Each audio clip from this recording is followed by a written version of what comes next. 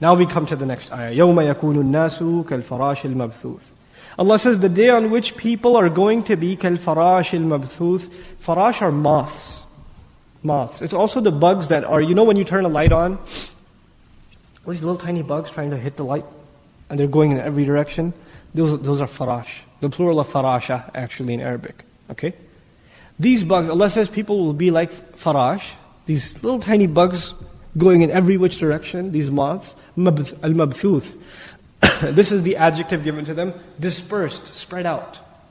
Now farash by itself is spread out, but He made it even more spread out by the word al-mabthuth, and this parallel is being given to people. This scene, is this an individual scene or a collective scene? This is a collective scene, so the word nas is more appropriate. The word nas is here more suited. Okay. Now, batha, to be widespread. Now, what are the benefits of using this image, al-farash al-mabthuth, with people on the Day of Judgment? First of all, there's many, there are countless bugs, there are countless insects going in every which direction. Then there's chaos in them. They're not moving in one direction or another direction, they're going in every which direction, and they're even running into each other. And so by using this parallel of us with al-farash al-mabthuth, Allah is describing the chaos we're going to look like on the Day of Judgment. This is what's going to happen. In other words, when that rattling sound happens, you will be so wrecked, you will be so shocked, that this is what's going to happen to all of you. يَوْمَ يَكُونُ النَّاسُ كَالْفَرَاشِ الْمَبْثُوثِ قيل شبه الناس عند البعث بالفراش لأن الفراش إذا ثار لم يتجه إلى جهة واحدة. It said that people are given or alluded to by making a reference to these moths that are scattered in every direction, because when they move, they don't move in one direction. كسائر الطير, like birds that move in a flock and they go in one direction as opposed to them. وكذلك الناس إذا خرجوا من قبورهم أحاط بهم الفزع. And just like that, and additionally, when people come out of their graves, they will be overwhelmed by terror, just like these bugs. That it's an image of chaos. When you see all that motion happening at the same time, it's an image of chaos and disturbance. فَتَوَجَّهُ جِهَاتٍ شَتَّى أَوْ تَوَجَّهُ إِلَى مَنَازِلِهِمُ الْمُخْتَلِفَةِ سُعَادَ وَشِقَّى. What he's saying is that they're going to be going in every which direction and eventually end up in one of two, the direction of happiness or the direction of calamity and sadness. وَالْمَبْثُوث مِنَ الْبَثْ وَهُوَ التَّفْرِيقِ. And mabthuth, the word mabthuth, which is an ism maf'ul, an objective noun, comes from the word bath, and it means division, distinction. So they'll be separated from one another. Even though they're together, they're also separated, which is an incredible thing. That on the Day of Judgment, we will be the biggest gathering ever of human beings. All generations of human beings are coming together at one point, and yet this will be the day you will feel the loneliest. You'll be the most alone. You'll be separated from everybody else. And this is described in further, more explicit detail. يَوْمَ يَفِرُّ الْمَرْءُ مِنْ أَخِيهِ وَأُمِّهِ وَأَبِيهِ وَصَاحِبَتِهِ وَبَنِيهِ. Right, in Surah Al-Ma'arij, وَفَصِيلَتِهِ الَّتِي تُؤْوِيهِ وَمَنْ فِي الْأَرْضِ جَمِيعًا ثُمَّ يُؤْوِيهِ. Right, so ثُمَّ يُنْجِيهِ. Right, he offers Allah everybody. He even says, separate me from my tribe in addition to my family. How about this? Why don't you take everyone on earth into hell? Let me go. He'll offer everybody else. Right? وَمَنْ فِي الْأَرْضِ جَمِيعًا ثُمَّ يُنْجِيهِ. Give everybody else up, just let me survive. That's what he's concerned about. So that you become completely individualized on that day. وَتَكُونُ الْجِبَالُ كَالْعِهْنِ الْمَنْفُوشِ. And mountains will become on that day like al-'ihn. Al-'ihn in the Arabic language is wool of different textures.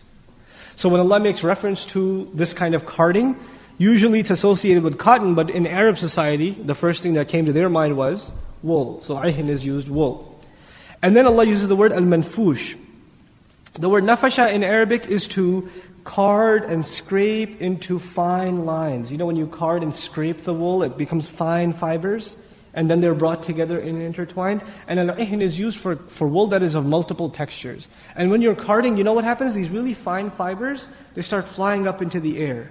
They become weightless, and there's this, so you have to wear some sort of thing, because you're going to get the dust of it is going to go in your, kind of like sawdust kind of thing. But this happens with wool a lot. So Allah is describing mountains as this weightless thing that when it's scraped, it's almost like it's flying in the air, and the different textures of it implied inside the word al-'ihn benefits us in that mountains are of different colors, but they're going to be slammed together and scraped together to the point where, first of all, there's this different colored textured dust coming out of them, just like wool. when they're scraped together, subhanAllah.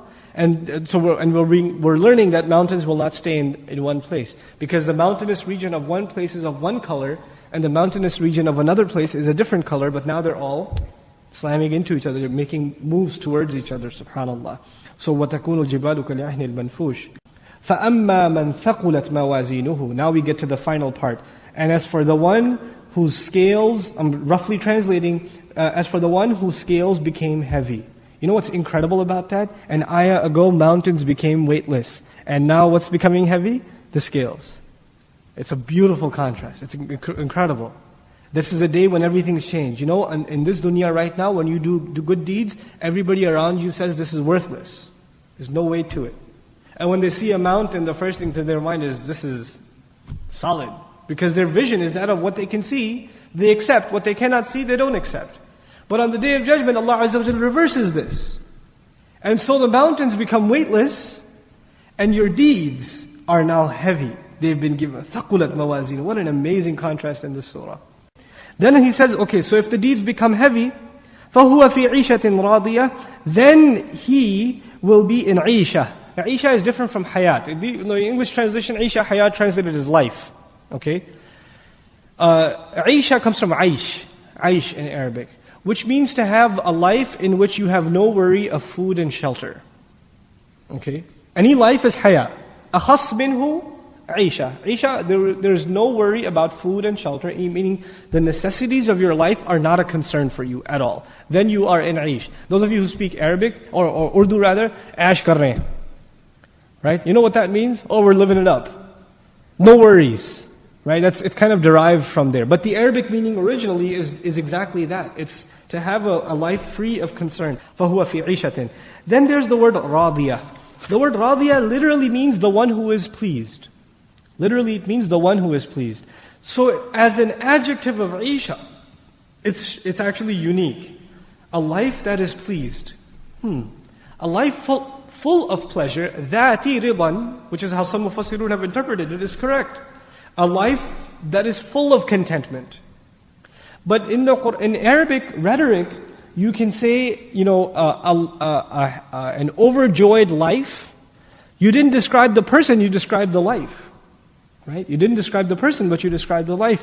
And this is so to understand that the entire life, not a moment, not a breath will go by where the joy won't be there. Where the joy will be missing, where the contentment will be missing. There will not be a moment of boredom or of dissatisfaction. So عِيشَةٍ رَاضِيَةٍ ذَاتِ رِضًا, as for example Al-Alusi rahimahullah says. So now we come to the horrifying next ayah, وَأَمَّا مَنْ خَفَّتْ مَوَازِينُهُ.